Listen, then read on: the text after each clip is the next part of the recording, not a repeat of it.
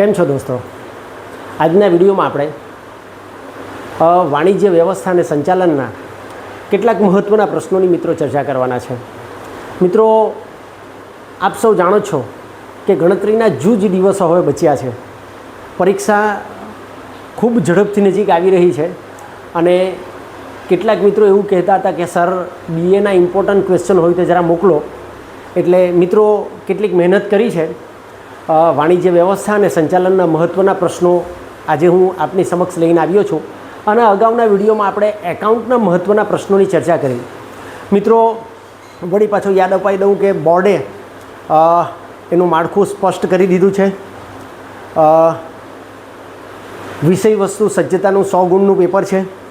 બધા જ પ્રશ્નો ફરજિયાત છે અને આ 100 ગુણમાંથી 75 ગુણ વિષય વસ્તુના રહેશે, જ્યારે 25 ગુણ તમારી જે મેથડ છે, આ વિષય વસ્તુ પદ્ધતિ છે, તેના 25 ગુણના પ્રશ્નો પૂછાવાના છે.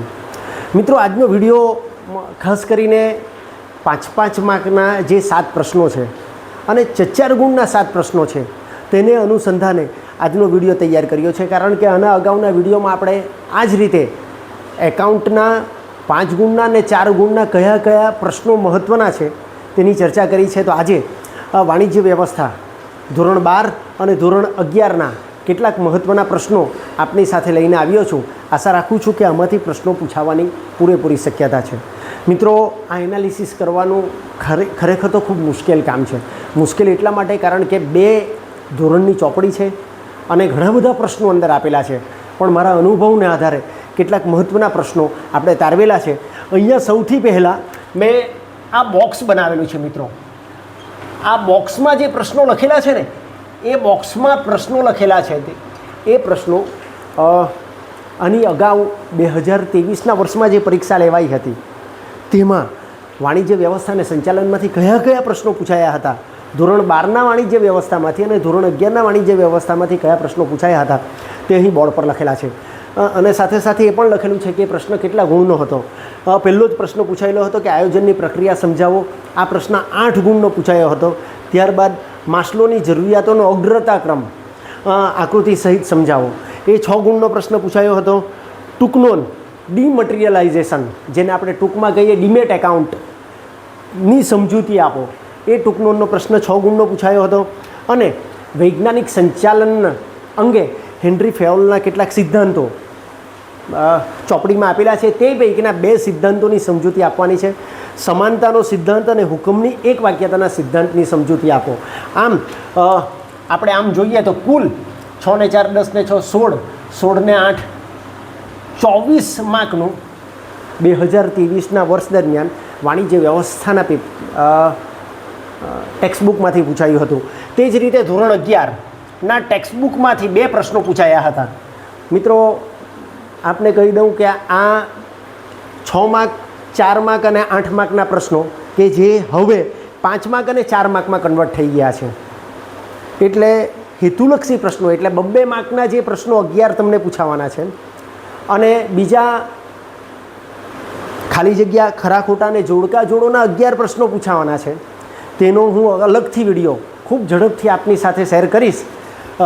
ધોરણ 11માં 2 પ્રશ્નો મહત્ત્વના જે પૂછાયેલા છે 2023ના વર્ષમાં, ખાતાકીય સંચાલન અને જાહેર નિગમ વચ્ચેનો તફાવત, આ 6 ગુણનો પ્રશ્ન પૂછાયો હતો.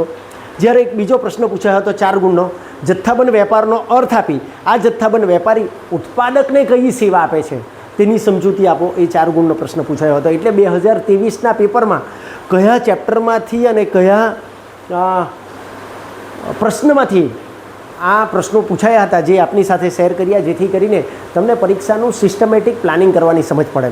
મિત્રો, ધોરણ 12ના કેટલાક મહત્ત્વના પ્રશ્નો અહીં બોર્ડ પર લખેલા છે. ખૂબ ઝડપથી આપણે જોઈ લઈએ, જેથી કરીને તમારો સમય પણ નહીં બગડે અને તમે ઝડપથી તૈયારીમાં મંડી પડો. પહેલો જ પ્રશ્ન છે, સંચાલનની વિવિધ સપાટીની સમજૂતી આપી તેના કાર્ય વર્ણવવું. મિત્રો, આપણને ખબર છે સંચાલનની 3 સપાટી છે, ઉચ્ચ સપાટી, મધ્ય સપાટી અને તળ સપાટી. તો એ સપાટીની સમજૂતી આપવાની છે અને તેના કાર્યોની સમજૂતી આપવાની છે. ખૂબ સહેલો પ્રશ્ન છે અને ધોરણ 12ના પહેલાં જ ચેપ્ટરમાં આ પ્રશ્ન આપેલો છે. ત્યાર પછી વૈજ્ઞાનિક સંચાલન અંગે ફ્રેડરિક ટેલરના વિચારોની સમજૂતી આપો. અગાઉના પરીક્ષામાં હેનરી ફેયોલના 2 સિદ્ધાંતો પૂછાયા હતા, એટલે મને એવું લાગે છે કે આ વખતે ફ્રેડરિક ટેલરના વિચારો વિશે પૂછાશે. આપણને ખબર છે કે વૈજ્ઞાનિક સંચાલન અંગે ફ્રેડરિક ટેલરે પોતાના જે વિચારો રજૂ કર્યા તે ક્રાંતિકારી વિચારો હતા. એવું માનતા હતા કે ધંધાકીય એકમની અંદર 2 વર્ગ છે, એક માલિક વર્ગ અને મજૂર વર્ગ. આ 2 વર્ગની સમજૂતી આપતો આ ફ્રેડરિક ટેલરના વિચારો રજૂ કરતો વૈજ્ઞાનિક સંચાલનનો સિદ્ધાંત અહીં પ્રશ્નમાં મેં મૂકેલો છે. ત્યારબાદ બીજો એક મહત્ત્વનો પ્રશ્ન છે કે આયોજનનું મહત્ત્વ સમજાવો. મિત્રો, આયોજનના ચેપ્ટરમાંથી 8 માર્કનો પ્રશ્ન 2023ના પેપરમાં પૂછાયો હતો, એટલે અહીંયા તે સવાલ છે જ, આયોજનની પ્રક્રિયા સમજાવો. અહીંયા આપણે 2 પ્રશ્નો મૂકેલા છે, આયોજનનું મહત્ત્વ સમજાવો અને યોજનાના પ્રકારો વર્ણવો. આ 2 પ્રશ્નો. ત્યારબાદ બીજો એક મહત્ત્વનો પ્રશ્ન છે મિત્રો કે રૈખિક અને કાર્યાનુસાર વ્યવસ્થાતંત્રની સમજૂતી આપો. વ્યવસ્થાતંત્ર એટલે શું? સમાન ઉદ્દેશ સિદ્ધ કરવા માટે પ્રવૃત્ત થયેલી વ્યક્તિઓ વચ્ચે સત્તા અને જવાબદારીની વહેંચણી દર્શાવતું માળખું એટલે વ્યવસ્થાતંત્ર. આ રૈખિક વ્યવસ્થાતંત્રની સમજૂતી અને કાર્યાનુસાર વ્યવસ્થાતંત્રની સમજૂતી આપવાની છે. ત્યાર પછી સત્તા સોંપણીના મૂળ તત્વો સમજાવો. સત્તા સોંપણીના 3 મૂળ તત્વો છે, તેની સમજૂતી આ પ્રશ્નમાં તમારે આપવાની છે. ત્યાર પછી એક બીજો મહત્ત્વનો પ્રશ્ન છે, ભરતીના આંતરિક પ્રાપ્તિ સ્થાનો અને બાહ્ય પ્રાપ્તિ સ્થાનો વિગતે સમજાવો. મને એવું લાગે છે કે આ પ્રશ્ન ખૂબ મહત્ત્વનો છે, પરીક્ષામાં પૂછી શકાય તેવો એક પ્રશ્ન જો હોય તો આ એક પ્રશ્ન છે. અને આ એક પ્રશ્ન મને મહત્ત્વનો લાગે છે કે સંચાલનના વિવિધ સપાટીની સમજૂતી આપો. ત્યારબાદ બીજો પણ એક પ્રશ્ન મહત્ત્વનો છે કે વિકાસનું મહત્ત્વ સમજાવો. અને બીજો એક તફાવતનો પ્રશ્ન છે, તાલીમ અને વિકાસનો તફાવત સમજાવો. તાલીમ અને વિકાસ વચ્ચે શું તફાવત છે? ત્યાર પછી મિત્રો એક બીજો પ્રશ્ન છે, નિરીક્ષકના કાર્યો વર્ણવો. નિરીક્ષક, સુપરવાઇઝરના કાર્યો કયા કયા છે તેની સમજૂતી આપવાનું છે. ત્યારબાદ મિત્રો આ એક પ્રશ્ન પણ મહત્ત્વનો છે, નાણાકીય અને બિન નાણાકીય પ્રોત્સાહનોની સમજૂતી આપો. પ્રોત્સાહન એટલે કર્મચારીને કાર્ય કરવા માટેની પ્રેરણા મળે અને તેના કાર્ય જુસ્સામાં વધારો થાય, તે હેતુથી કર્મચારીને આપવામાં આવતી પ્રેરણાને પ્રોત્સાહન કહે છે. આવા પ્રોત્સાહનો 2 પ્રકારના છે, નાણાકીય પ્રોત્સાહન અને બિન નાણાકીય પ્રોત્સાહન. આ પ્રશ્ન પણ મારી દ્રષ્ટિએ પરીક્ષાની દ્રષ્ટિએ મહત્ત્વનો છે.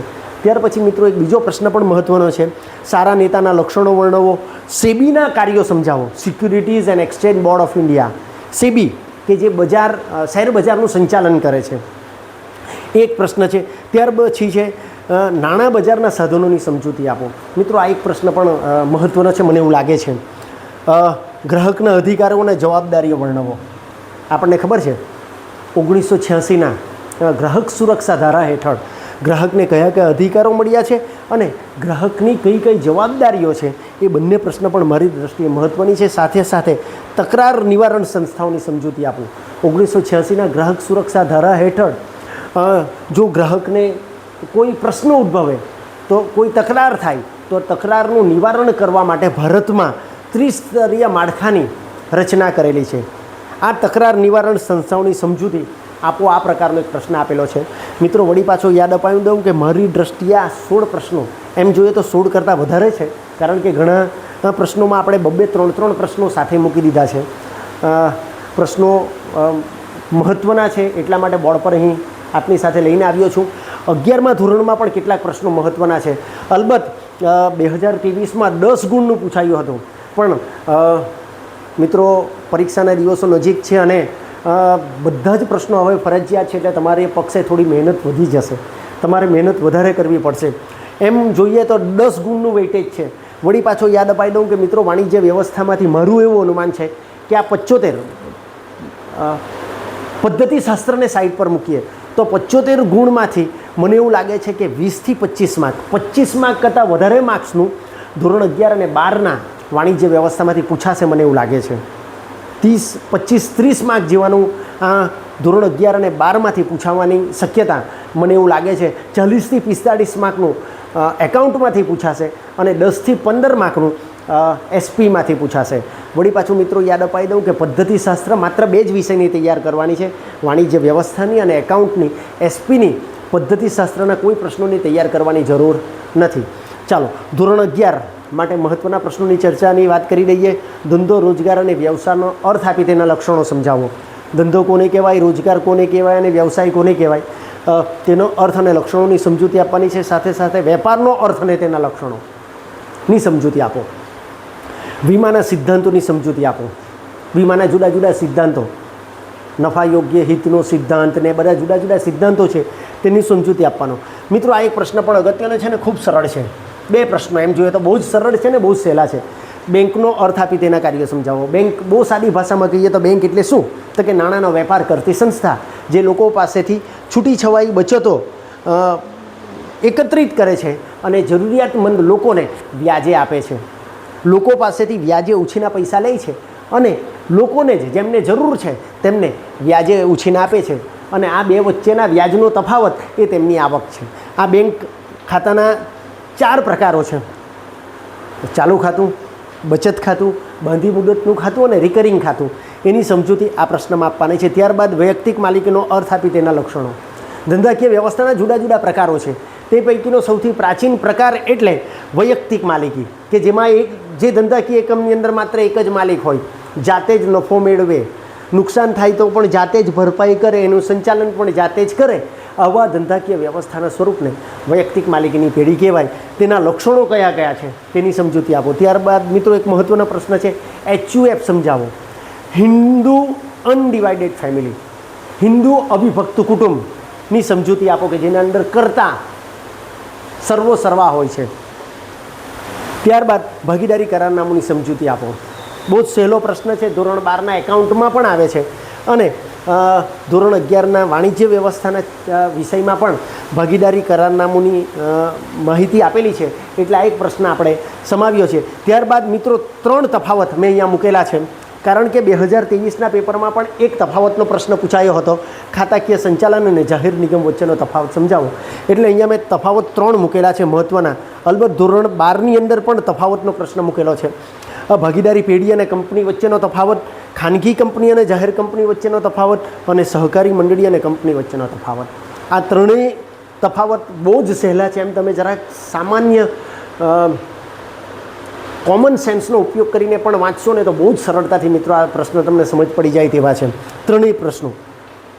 કંપનીનો અર્થ આપી તેના લક્ષણો જણાવો. કંપની એ ધંધાકીય વ્યવસ્થાનું એવું સ્વરૂપ છે કે જે શેર અને ડિબેન્ચર દ્વારા જાહેર જનતા પાસેથી નાણાં મેળવે છે અને બોર્ડ ઓફ ડિરેક્ટર્સ દ્વારા આ કંપનીનું સંચાલન થતું હોય છે. એટલે કંપનીનો અર્થ આપી તેના લક્ષણોની સમજૂતી આપો. ત્યારબાદ મિત્રો એક પ્રશ્ન મહત્ત્વનો છે, વૈશ્વિકીકરણ, ગ્લોબલાઇઝેશનનો અર્થ અને તેના લક્ષણો આપો. ત્યારબાદ મિત્રો આ 2 પ્રશ્નો પણ અગત્યના છે, ઇક્વિટી શેરના અર્થ અને લક્ષણો જણાવો તેમજ પ્રેફરન્સ શેરના અર્થ આપી તેના લક્ષણોની સમજૂતી આપો. આ પણ એક પ્રશ્ન મહત્ત્વનો છે. ત્યારબાદ મિત્રો ફ્રેન્ચાઇઝ અને સુપર માર્કેટ, વર્તમાન સમયમાં જેનો સૌથી વધારે ઉપયોગ થતો જોવા મળે. ફ્રેન્ચાઇઝ કોને કહેવાય અને સુપર માર્કેટ કોને કહેવાય, આ એક પ્રશ્ન આપણે સમાવેલો છે. અને ત્યાર પછી આયાત વિધિ અને નિકાસ વિધિ. આયાત વિધિ, વિદેશમાંથી આપણે આપણા દેશમાં માલ મંગાવીએ તો એને આયાત કહેવાય અને આપણા દેશમાંથી વિદેશમાં માલ મોકલીએ તેને નિકાસ કહેવાય. તો માલ જ્યારે આપણે આયાત કરીએ ત્યારે કઈ વિધિમાંથી પસાર થઈએ અને વિદેશમાં માલ વેચીએ અથવા વિદેશમાં માલ મોકલીએ ત્યારે કઈ વિધિમાંથી પસાર થઈએ, તેને લગતો આ એક પ્રશ્ન છે. અને ત્યારબાદ સૌથી છેલ્લો પ્રશ્ન છે, વિશ્વ વ્યાપાર સંગઠનની ભૂમિકા. WTO, વર્લ્ડ ટ્રેડ ઓર્ગેનાઇઝેશનની ભૂમિકા શું, તેનો પ્રશ્ન સમાવેલો છે. મિત્રો આશા રાખું છું કે ધોરણ 11 અને 12ના વાણિજ્ય વ્યવસ્થાના કેટલાક મહત્ત્વના પ્રશ્નો આપની સાથે શેર કર્યા છે. પૂરેપૂરી શક્યતા કે આમાંથી ઘણા બધા પ્રશ્નો પૂછાય. મિત્રો પરીક્ષાના દિવસો નજીક છે. તમારે અગાઉ કહ્યું તે પ્રમાણે 3 વિષયની તૈયારી કરવાની છે. પણ મિત્રો એ ટાર્ગેટ સાથે તૈયારી કરજો કે મારે આ વર્ષે 120 માર્ક નહીં પણ મેરિટમાં આવે તેટલા માર્ક્સ લાવવાના છે. અને 2023માં જ્યારે પરીક્ષા લેવાયેલી હતી અને 2025માં જે ભરતી થયેલી હતી ત્યારે કોમર્સ વિષયનું મેરિટ કેટલા પર અટક્યું હતું તેની પણ માહિતી હવે પછીના વિડીયોમાં આપણે કરવાના છે, જેથી કરીને તમને સમજ પડે કે મેરિટ્સમાં આવવા માટે કોમર્સ વિષયમાં કેટલા માર્ક્સ લાવવા પડે. મિત્રો પરીક્ષા માટે તૈયાર થઈ જજો, ખૂબ મહેનત કરજો, કારણ કે મિત્રો માત્ર આ એક જ રસ્તો છે કે જેના દ્વારા આપણે સફળતા મેળવી શકીએ છીએ. મેં અગાઉ પણ આપને કહ્યું હતું કે સફળતાને કદી શોર્ટકટ હોતો નથી. તમે મહેનત કરશો તો જ તમને પરિણામ મળશે. આપણી પાસે બીજો કોઈ વિકલ્પ છે જ નથી મિત્રો.